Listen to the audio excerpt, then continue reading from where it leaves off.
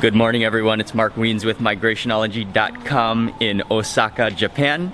Last night when we were eating dinner, we made the impulse decision that we were going to take a quick day trip today to the small town of Nara, which is a historical town. So we are walking to the train station now, and we are taking a day trip to Nara. We are now at the Osaka Namba station, and we are looking for the Kintetsu train, JR train, and we're gonna take the Nara line. I think. That sounded like I know what we're doing, but really we just kinda wander around until we find the right train, and somehow it has worked out so far.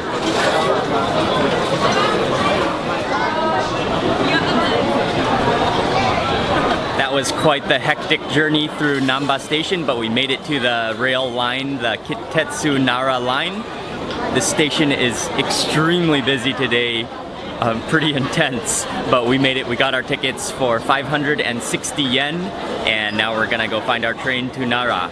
We are at our station and at the right track, now just waiting for our train, which is the red one right there, and it says it will leave at 10:21.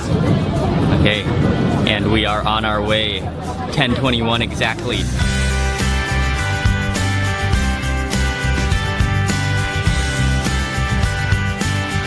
We just arrived to Kintetsu Nara station.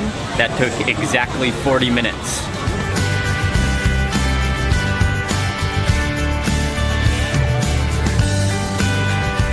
One of the famous things in Nara are all of the deer. So we are just getting our first glimpse of deer in Nara, just walking to the temple. Oh, hello there. I guess they are quite used to and quite familiar with humans. Look at this, guys. Let me introduce you to my friend. In Nara, there is kind of a giant park area where there are museums and temples and parks and lots of deer running around. And so you can just kind of walk around this area and visit the different places that you want to visit. Excuse me. Excuse me. We are approaching the Todaiji Temple, which is one of the most famous and popular temple attractions in Nara. And there are lots and lots of people here, like all over Nara today, and lots of deers roaming around as well. We just bought our tickets for entrance for 500 yen to enter the temple. And it says on my little ticket that the temple was built in the Nara period, which was from 710 to 794 AD, and it was built under Emperor Shomu. So we entered, and now we are gonna walk and check out the main hall of the temple.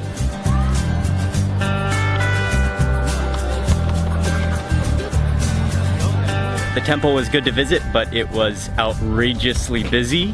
We are now taking a walk through the park to a garden. I think you pronounce it Isuen Garden, and it has a completely different feel to the temple. This is extremely quiet and peaceful so far, and the trees are beautiful. I figured out why it's so quiet here. There is a 900 yen entrance fee to this garden, which is quite a steep fee, so unfortunately I don't think we're gonna enter. So instead we're gonna try to walk out into the neighborhood and find some lunch. But I was really looking forward to this garden, but I didn't know the price would be that high. We're just walking around this market near to the train station, so I think we're just gonna stop into this restaurant. Looks good, and there is not a wait line like there is at many other restaurants that have a long line. It's kind of a fancy, elegant restaurant, but they have some menu of lunch specials, and so I chose a lunch special that includes a set of sushi with some cold noodles on the side. And I believe this is their specialty, which is cold noodles, and there's actually ice, a bed of ice on the bottom, and then the noodles appear to be topped with thin slices of omelet, plus some green onions and maybe some ginger and half a tomato. So I'm gonna grab some, and the noodles are also served with a sauce, a dipping sauce. and then immediately eat. And I'm gonna do my best to slurp them down. The sauce tastes just about the same as the cold udon or cold soba noodle sauce. But then the noodles are a little bit different. They're almost like Vietnamese bun or Thai khanom jin. Yeah, it is very light and refreshing to eat. I'm gonna add a little dab of wasabi to this one there. Okay.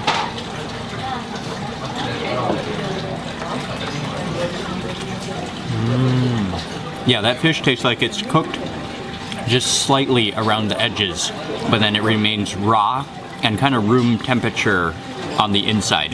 And next piece. And I saw someone just dip their piece of fish and then return it to the rice.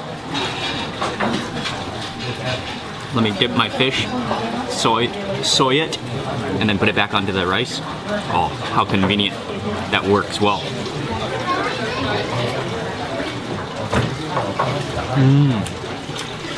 Oh, that fish is really soft and buttery. We just finished with lunch. That was okay. Not incredible, but still pretty good.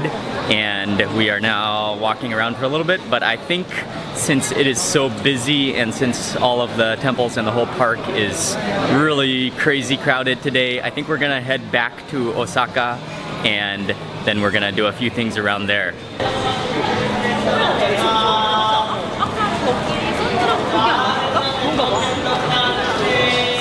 This walking shopping street is called Tenjin-bashi Suji Shotengai. I'm not exactly sure how you say that, but something like that. And from what I just read, this is Japan's longest walking shopping street, covering a distance of 2.6 kilometers of just all shops and restaurants. Every now and then someone opens the door to the casino and you can just hear the slot machines going crazy.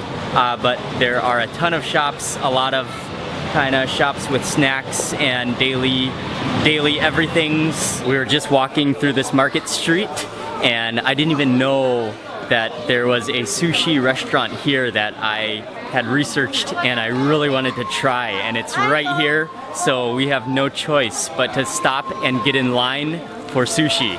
It is about 5 p.m. and there is not too long of a line, but there are at least 20 or 30 people out here waiting in line for sushi at this restaurant, so it's a very popular spot. Arigato, arigato. Arigato.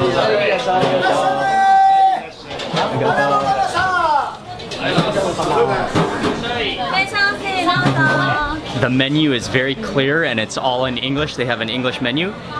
You can just order your different type of fish and it comes in pieces of 2 is one order, and so they have all sorts of things. From the outside street, I had no idea this restaurant was this big because it just looks like a tiny little sushi restaurant from the front, but it's actually huge and very lively as well. But at the front there is a sushi bar, and then there are, I think, 3 floors of dining as well. So we got a table on the first floor in the back and just ordered my sushi, waiting for it to arrive, but it's gonna be good for sure. I gotta start with a bite of that uni because it just looks like melted butter.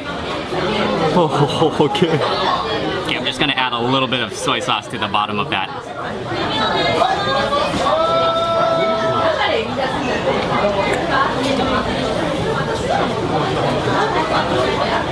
It is so creamy and so smooth with just a little bit of a seafoody flavor to it. Oh, that's fantastic. And then it's paired with a slice of cucumber in there as well, giving it a fresh crunch at the same time. I'll just move down the line. I'm gonna grab one of the crab. I think there's a dab of wasabi on the bottom of that rice as well.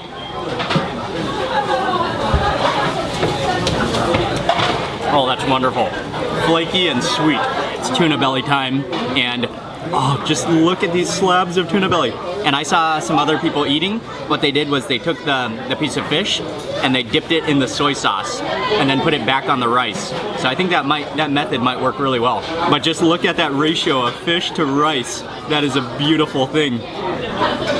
It just completely encases the rice.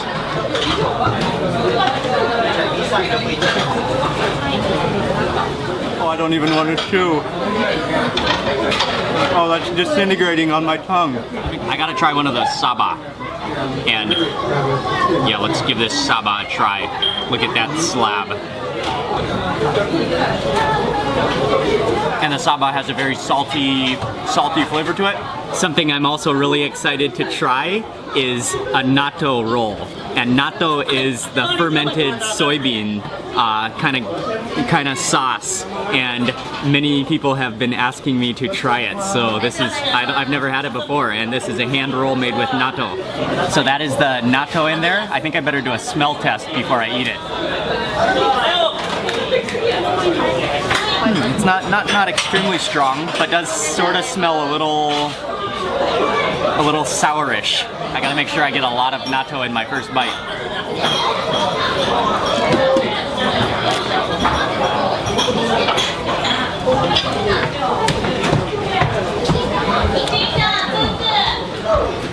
No, that's okay. It's a little bit like slimy. Yeah, that's what it is. It's a little bit slimy. And almost has a burnt flavor to it. I think that's alright. Oh, it's really slimy. It like makes the grains of rice slimy as well, and the seaweed. As I was just holding this and talking, some natto is starting to slip out the bottom. Just look at that. Okay, I better eat it.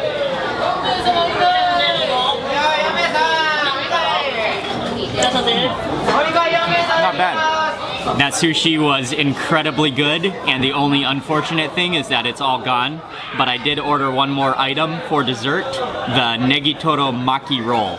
So I think it's minced fatty tuna, minced tuna belly in a rice hand roll, and it's just sprouting with green onions as well. This is dessert.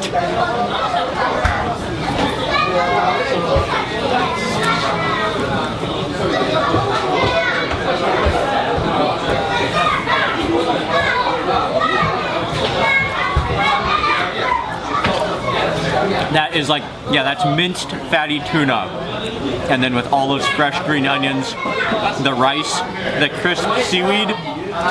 Oh, that is a heavenly dessert.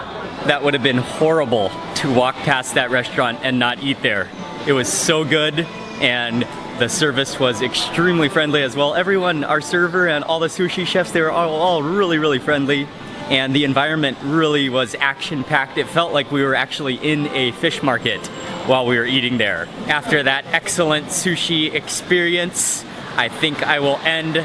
Oh, that's the noise of the casino.